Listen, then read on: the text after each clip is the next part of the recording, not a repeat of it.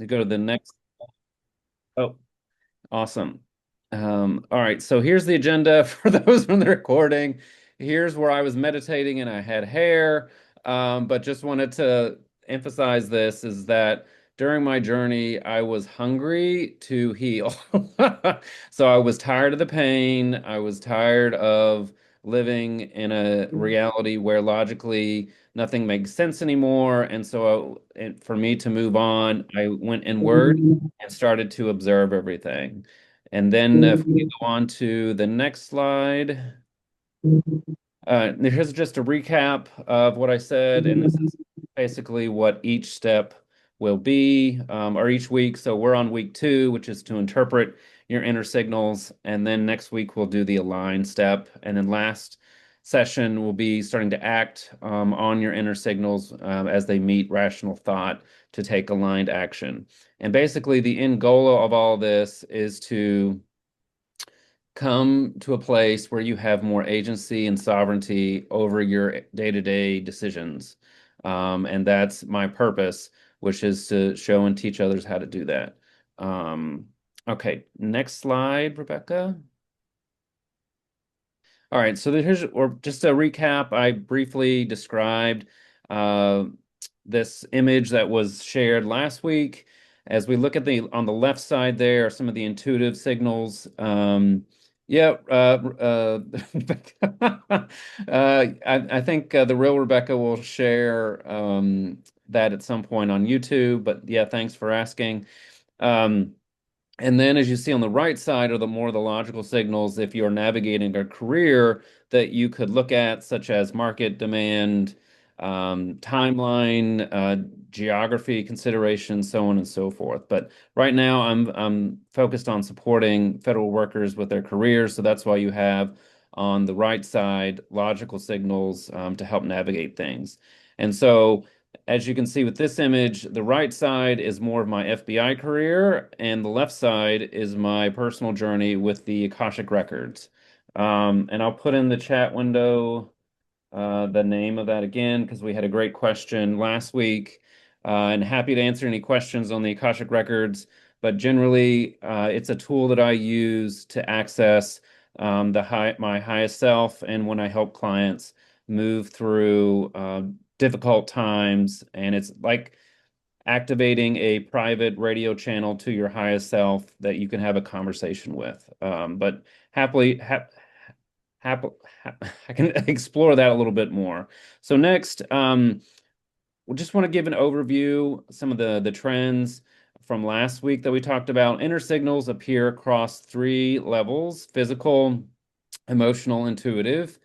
Next, the ability, it's really important to differentiate fear from intuition. And that's really critical because when you start to approach your inner signals in a neutral manner, you have a better idea of whether a data point is fear, which can get you out of alignment, or if it's actually intuition that's coming through. Emotions, another key point, emotions are an intelligence source. They are a great signal for you to evaluate where your body's at and where your next direction is leading you. Oh yeah, thanks, Eric.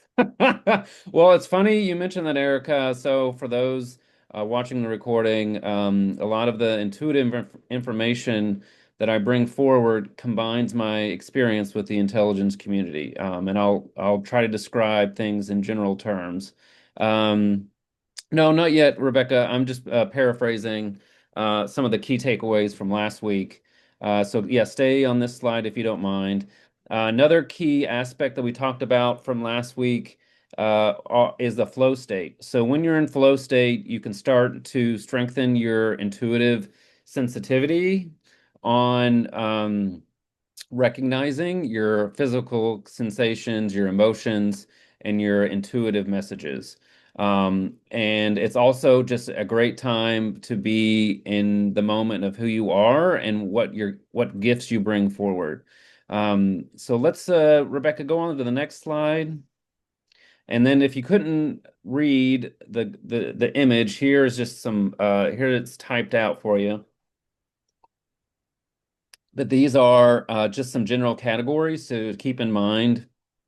The right side is if you're looking at different jobs to maneuver. And I often describe the combination of your inner signals and logical signals as the intuition is providing the bigger picture, and then logic is helping with execution. So they go in tandem with one another. So with that in mind, let's get on to today's material. And I want to ask you, let's hold tight just a minute, Rebecca, before we go on to the next slide. I want to put in the chat window one question. Uh, if you had a emotional or physical reaction to a certain event, I'm gonna put it in the chat. What is generally something that triggers a painful emotion or a painful event, activity? What's usually going on in your life where something might have triggered it? Sorry, I'm also anniversary dates. Okay. Rejection. Yeah, rejection's a big one. Yeah. Thank you, Aaron, for sharing and Kate, rejection emails from job applications. 100% overwhelm. You visiting the former building we worked in. I love these answers. They're so unexpected. Um, okay, not sure what to do next. Yep, due to uncertainty. Yep, I got you, Megan. Doing taxes. Oh, yeah, I would agree with that, Connie. Taxes are not my favorite thing either. Okay, great. Yeah, Ben, that's a good point too. We're getting emails versus being ghosted, being furloughed. Yeah, that was also a painful moment. Okay, great. So I wanted to just start off the conversation around an event or activity that usually prompts the body to um, either contract, have constriction, or expansion. So, just to set the scene on the sort of environment that's really needed to start interpreting your inner signals. So, Tiffany, can we go on to the next slide? All right, perfect. So if you look in the left-hand column here, these are certain principles that are really important to keep in mind as you start to interpret your inner signals. And then on the right side is the optimum environment to start to interpret, translate, and move these inner signal data points into sync with your logical thinking. So in particular, observing on your left side here, observing physical responses and listening to first impressions are really important because when you start to translate your inner signals, you're really starting to pay attention to your gut. Um, and paying attention to your gut will help with releasing fear around the direction you're going. Once you start to create this internal standard operating procedure or framework. Um, and then, let's see, on the right side, pausing and breathing just generally resets the nervous system, which is also very important when you start to translate and interpret your inner database, if you will. And being calm and centered as much as possible. I know we talked last time during the recognized session that not everyone meditates, and that's totally fine. Some other examples that you can do is going outside, doing a fun activity that you enjoy, like sports or talking to friends or cooking or whatever comes to mind. But having a place where you can start to look at things in a calm manner is really important. I'm looking at a question. It's not from Rebecca, but realize how do you know when you're? Oh, yeah. Okay. Uh, so we got a question. How do you know when your gut is talking to you, besides if you feel nauseous? Um, So when that's a good question. I know it wasn't Rebecca, maybe it was, um, who put that in the chat, but let's go on. Let me answer that in the next slide. So Tiffany, if we go to the next slide. Oh, Emily. Okay, thank you, Emily, for asking that question. So as you go through this baseline of um, having paying attention to your body and then creating a space for clarity. These are some examples that are on the slide now where you can start to have certain activities that will prompt you to start looking at your gut. So, and knowing what it feels like. Bias. Okay. These are fantastic questions. Let me answer Emily's question first. And then another question came through on what is the difference between gut, intuition, and bias? Um, so first, uh, let me continue on Emily's question. As we go through these certain activities, as you see, like 1 through 6, these are just certain examples where you can start to collect your inner data and then start asking questions to interpret it. So, for example, in the number one, measuring job fit, this is really important, especially as you start to pay attention to your gut. So, you could ask yourself, if as I'm reading this job posting, how do I resonate with it? How does it feel in my body? Is it exciting? Do I really feel drawn to want to apply? Similarly, as number two, which is looking at decision fatigue patterns, as you start to envision yourself in this job, can you see making certain activities? Will it be draining your energy? Is it uplifting? Is it expanding? Which touches on number three and number four areas. These are just certain situations that you can start to think about how your gut response will behave and act.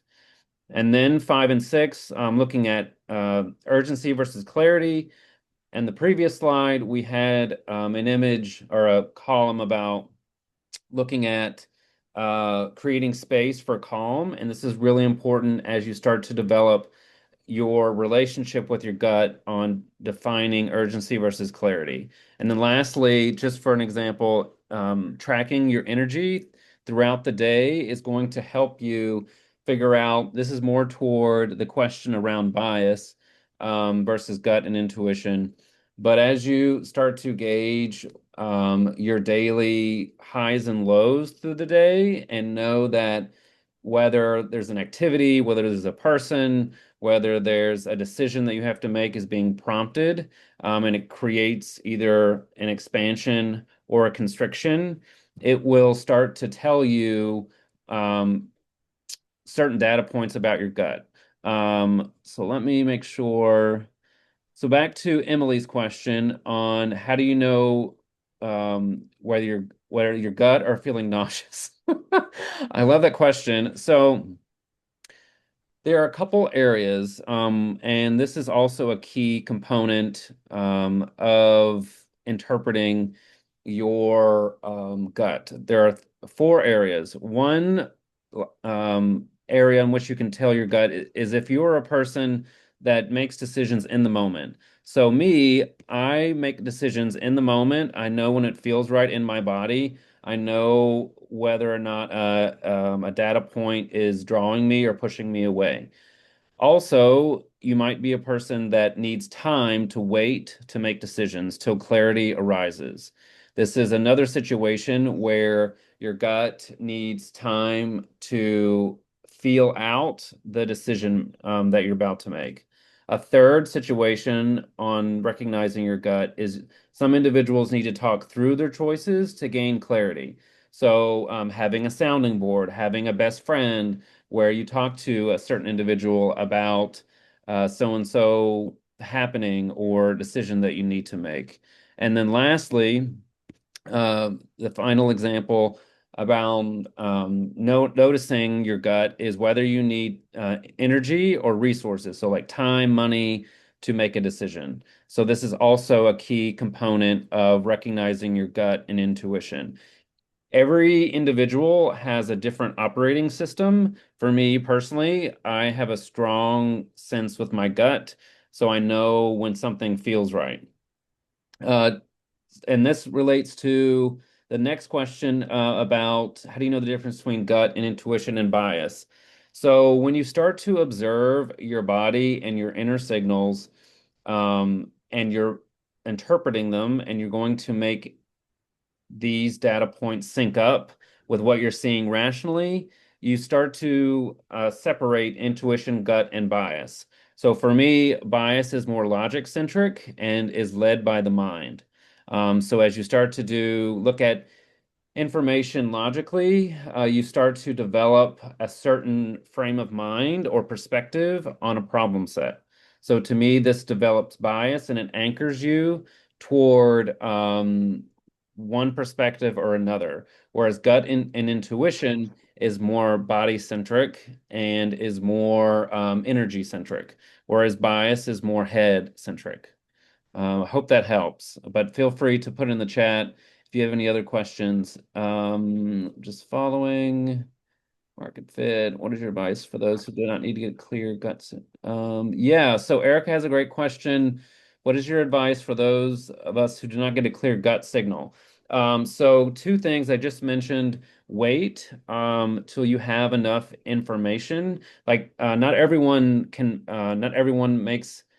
has that in the moment gut response. So taking a moment to pause, sit with it, let the information settle within your body, and then make a decision. Or the third and fourth options are to have a friend or to have someone as a sounding board where you can start to strengthen your clarity around a decision. Or the last item is waiting till you have enough time, energy, resources to then move forward with your decision. Sleep on it. Yeah, Bill, that's a great example. And Erica, I hope that answered your question, but if not, please let me know. Um, uh, yes. Okay, another great question. How can you tell the difference between intuition telling you no? Okay. All right. So I'm not sure. Okay, Emily, thank you, Emily. You have great questions. So Emily asked, can you tell us the difference between intuition telling you no versus fear and anxiety? And just the feeling of urgency around feeling anxiety. So this goes back to Tiffany, if you go back to the previous slide, this goes back to these the principles on the left and the principles on the right. So when you start to recognize your body, you observe it, your physical sensations, your emotions, and then just your inner knowing. That's key to removing fear. And then, especially on the right side, when you start to have an environment where you can develop clarity, that also sort of like washes away the fear and urgency. Because when you're in a state of calm, it helps refine what do I want to say? The information around knowing emotions and fear. And I would also just encourage you, Emily, if you can, when all the recordings are posted, go back to last week to the recognize session and go over a couple of the tips that we talked about there. I feel like often, yes. Guys, for getting out of yes. Okay. Emily, fantastic questions. So Emily asked, I feel like I often gather too much information and then get stuck. So let me then to answer that question, how do you get out of analysis paralysis?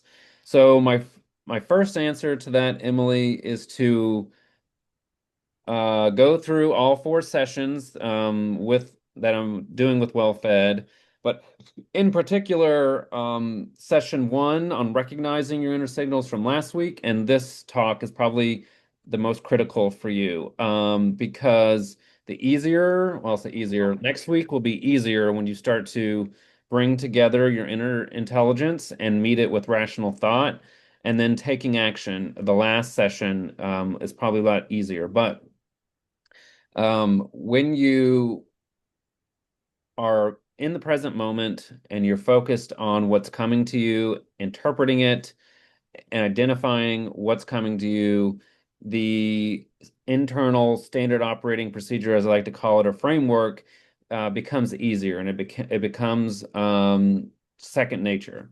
So let me also just, as we're sort of learning this lesson of how to interpret, let me just summarize and then I'll provide some overall tips on how to address Emily's fantastic questions and any other questions you might have. So, in summary, for interpreting your inner signals, um, the first component is setting the environment to start interpreting. So on the screen, you have this left column and this right column.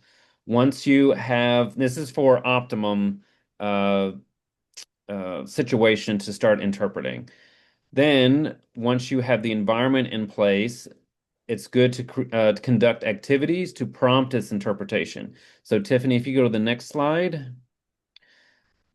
So these are just reference points for you to consider as you start to interpret your inner data points. These are just certain activities that could be like, oh, okay, as I'm going outside, how do I feel? As I'm going through the day, what's my energy level? And then go inward and ask these kinds of questions, which are, is this fear? What is this signal telling me? Is this emotion? Is it inner knowing? And so the big point here is to start to question uh, in the present moment whether this is me, whether it's in your inner knowing, is it an emotion or some kind of other physical response? Um, yeah. So Emily, great point on expansiveness. The last point I'll make, which is uh, when you are breaking down and creating this internal standard operating procedure, the ultimate goal is to have your intuition be recognizable and be something you can trust. Because from there, you in the next step, when we look at the align session, we want to start to bring our inner data points and create our internal GPS system, if you will. And once we start to create our internal GPS system, we recognize it, we trust it, then we can go to the last action, which is starting to take action on all these different data points together. Um, let's see. Also, just as a summary, there are different kinds of responses to your gut. There are those individuals who can make a decision in the moment. There are those individuals who need to wait to make a decision until clarity arises with your gut. There are also individuals that need to talk through their decision with someone else. They have a sounding board. And then lastly, there are some individuals who need to wait for energy or certain resources to come to the surface before they can respond. So if you have enough money, for example, or enough time to make a decision. With all that in mind, I also want to go through some general tips as you start to question and be curious about your internal signals. Sue, yes, we are on the correct slide, but it might be a good idea. Actually, yeah, good point, Sue. Tiffany, can we go to the next slide? So we're going to bring up the chakra system, and I'm going to provide some tips on how to approach this. So last time we talked about the chakra system where you use the chakra system. If you're not familiar with it, it is, I'll just generally, there are certain points on the body that if you start to focus in on your third eye, which is here around your top of your head, your throat, heart, and root chakra, so on and so forth. If you're familiar with it, it's really a good sort of evaluator on as you start to interpret your inner signals where you are in a balanced alignment or not. So you could be overactive or underactive, but this is just a sort of a meter, if you will, to have a status check with yourself on whether you're in a balanced state or not. Um, So with that in mind, I want to just provide some tips. So inner signals are essentially what I describe as data points, and each one tells each type tells you something different. So your physical sensations, which generally um, you will start to observe related to the chakra system here, they have a certain type of information that's telling you. Also, your emotions have a certain data point that's telling you something different. And then when you start to notice your gut a lot more, that also has a different kind of data point. Next, it's really important to focus in on first impressions because they are essentially like an access key to your next steps. Intuition, for example, is very light, it comes in very quickly, and being present in the moment will help you gather intuition data points. But first impressions are very important to focus in on. Also, as I mentioned before, interpretation of all these different data points is best done in a neutral state. So, meaning it's already been hit on. Emily, I love the questions on fear versus anxiety.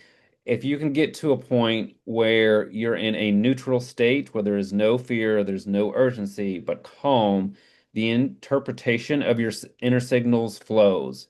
It will be a lot easier. It will be a lot more impactful when you start to combine your inner data sets with your rational thinking. Ben has a great question. It's under active. Does that mean only different chakras? That's a great question, Ben. So this is when it gets, Ben had a question. If one or more chakras is underactive, does that normally mean that a different chakra is overactive? So in my experience, this is coming from my FBI analyst background. Um, when you look at the body and its signals and its different data points and you combine them together, it becomes complex. So in the next session, when we look at the align part, um, right off the bat, Ben, I can tell you the answer is complicated because you have to keep in mind what's going on, all the different areas in your body, and what's going on logically with the situation you're in. So there's not a rhyme or reason per se, Ben, on how to come to a solution to your question. But I can provide some guidelines and signposts to help you with that. But it is a matter of creating your internal database, your logical database, and then figuring out how to combine the two, which we will do next week. So just hold tight is the answer to that question. Next, final tips are if you can let your interpretation of these inner signals come first, and then let logic come latter. As I mentioned before, the goal is to have the intuition act as a scoping mechanism, scope the problem set, and then let logic come through and act as with executing the decision. Let's see. Next, want to just ask a question with you all, and let's see. Um, Let me ask this question. I'm gonna put in the chat. So far, well, let me pause. What questions do you all have at this point as we come up to less than 15 minutes with our time? I know I've said a lot of material, and this chakra system might be also a lot to take in.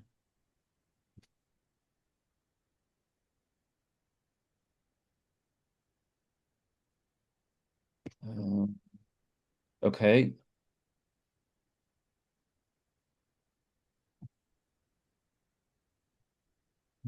Could you just briefly review, use this chakra? Yes. Okay. Um, so the So Erica has a great question, and Denise also has a great question around this table. So this table is essentially in a help evaluate um, the status of where you're at with your inner intelligence. So if you have, let me see. I'm going to address your question first, Denise, on how do you can we briefly review the chakra table? Um, if you're in a situation like some of the examples we had earlier were rejection, anniversary date, where the situation is painful, um, the that will raise in your body a certain response. And if you start to observe the physical sensations, like does it have a certain weight? Does it have a certain constriction around your body? And where it is on your body, that's also a point where the chakra system comes into play. So if you are, for example, overthinking, so for this first row of the seventh crown chakra, if you're overthinking, if this rejection is making you think too much, and you're in that analysis paralysis, so to speak, you can use this table to recenter and to remind yourself that you're out of alignment, and you're not in a balanced state. But the important parts of that is approaching the situation with neutrality, with curiosity, and a sense of calm. Um, and creating that environment is really key. Otherwise, it might be really difficult to even notice, whether or not you're over intellectualizing. Um, does that help, Denise, as one example? Yep, thanks. Okay, good. Okay, awesome. That was just one example, but no, great question. Let me address Erica's question. How do you determine if one of these is under or overactive? So the key steps here, Erica, are to approach the current moment with presence, with care, with neutrality, with a sense of calm. When you do that, you can use this table as just one example. This is just one situation on whether you are, for example, let me give it another example in this row. Uh, s- well, I think I heard anniversary date. So maybe we go with like the throat chakra.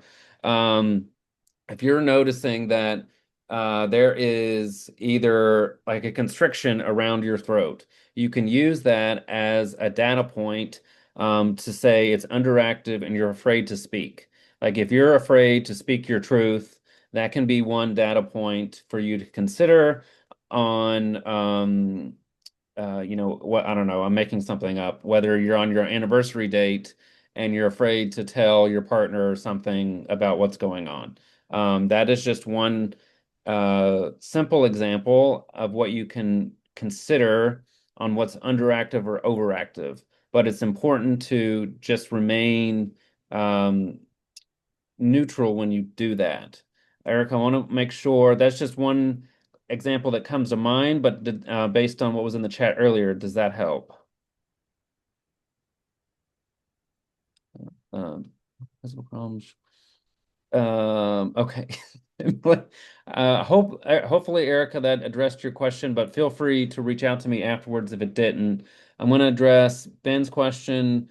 So the physical problems that are in the last column on the right, are if there is a continuation and long-term, I'll say buildup of actions and activities that are out of alignment. Uh, I do not have specific expertise in the physical problems, but I can definitely refer to you. This is just a table reference point that I wanted to show you to start to give you a metric on how to evaluate your inner data points. Um, okay, all right, awesome, Erica. So another another question we got is how do we rebalance an unbalanced chakra? So as you start to observe the body and where these signals are coming from, the point of rebalance is working on what's called One term you could use is shadow programs or challenges, which is an area that has a lot of I don't know how to describe that. Are triggers. So things that trigger you, if you can approach those challenges with grace and curiosity, you can start to unravel anything that's out of balance and start to go into that the third column that you see on this table, which is more in a balanced state. But it requires a sense of calm, neutrality, and curiosity. Otherwise, it's very challenging to rebalance yourself. Um, okay, as components, but is that somewhat if you see components. Jaya, could you rephrase your question? I'm having trouble. Um, Um, yeah, sure. So if you see components of imbalances or underactive for various chakras, but not 100% in any of them, so does that mean that you hmm. need to balance a lot of your chakras? So that's a good question. I think Ben asked something similar. Thank you, Jaya.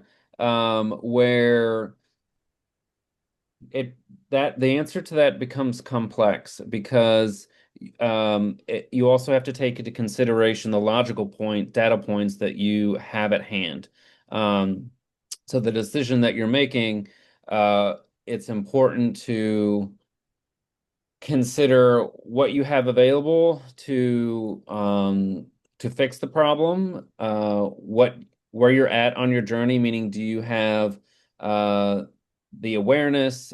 Are there certain resources or tools that you need to rebalance the certain chakras? And logically, where do you feel comfortable with taking action? And it's probably a good segue as we sort of wind down here I'd like to just provide a preview of what we'll do in the next session, which is once we start to interpret this, we will then take those inner signals and connect them with rational thinking. So, Tiffany, we go the next slide. So this is, I don't know if you may need to zoom in, but on the upper half is my work as an FBI analyst. So if anyone here is from the intelligence community, this is essentially the intelligence cycle, which in layman's terms is how everyone makes decisions. So on the top, you have like requirements as we go clockwise and the upper half, which is like what's my intent? What do I want to do? What am I trying to solve? And then you think through how do I solve this problem? You get information, you process it, you make an analysis, and then you make a decision. On the bottom half of this figure eight is your inner decision process. So we essentially went through um, the bottom half of this figure eight. So you have your intention, you have attention, which is you're putting energy on the problem. Then you engage it. You start to ask questions. Is this fear? Is this emotion? Is this my intuition? Then you start to observe what comes through and how you interpret. And then you start to become more attuned to your inner signals. And then you bring it forward with what's happening with your logical mind. So the upper half is logic, and the bottom half of this figure eight is more the inner decision or intuition. So this is my uh, uh, personal framework that I use with clients to help them integrate their inner signals and logical thinking. And this is just a preview of what we'll be talking about next week.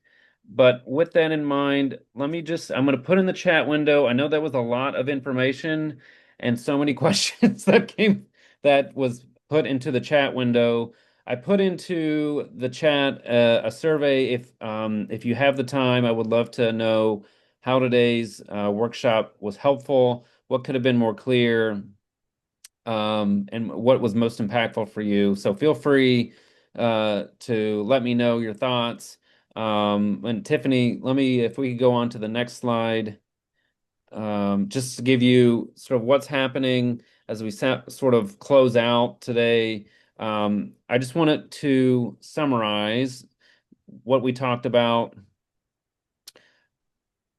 and provide you sort of next steps. So first, we want to make sure that we set the environment to interpret our inner signals, which is generally a place of calm. We start to observe our body. We trust our first impressions. Then we can start to conduct activities to prompt this interpretation. We look at our energy levels, for example. We look at whether things are expansive, whether they are constricting, and then we start to go inward and ask, like, what does this mean? What is this signal telling me? Is this fear? Is this my inner knowing? Then, with that, we start to look at our gut. Is our gut, are we looking at it, or are we an individual that makes decisions in the moment? Do we need time to wait? Do we need to talk to someone else, or do we need to wait for energy or resources to make a decision? So we start to develop a relationship with our gut and intuition.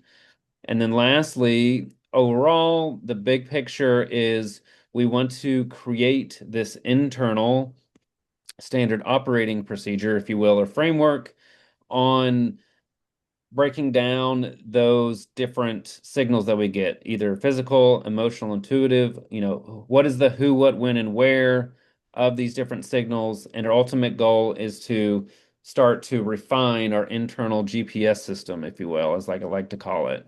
That way we can have more agency and sovereignty over our decisions, whether on whatever we're encountering. Megan, I'm glad the graphic was helpful. Awesome. Um, Late intersect with personality. Oh yeah. Oh Ben, such great questions. So Ben asks, how does this framework intersect with personality tests, dividing people into intuitive versus logical decision makers? So there are one. Hmm, yeah, that's a complicated question, Ben, because every person has their own operating system, if you will. But I could just briefly describe mine. Um, so one personality test that I've done, I think is like Finder, which is creativity. And like one of my strengths is creativity, and communication. So with that and how it relates to dividing people into intuitive versus logical, um, I naturally lean toward, because of my creativity, lean toward the intuitive side. You could also describe intuition as a feminine energy quality, whereas logic is more masculine energy quality. So if you have uh, a strength that's like organization, you might lean more toward the logical side of decision making, and that's totally fine.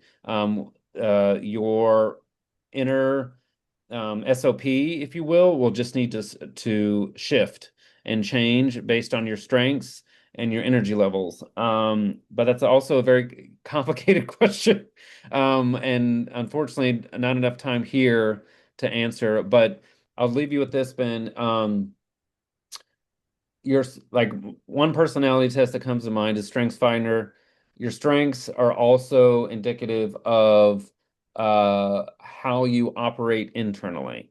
Meaning, do you like to lead with logic? Do you like to lead with intuition? What do you feel comfortable with?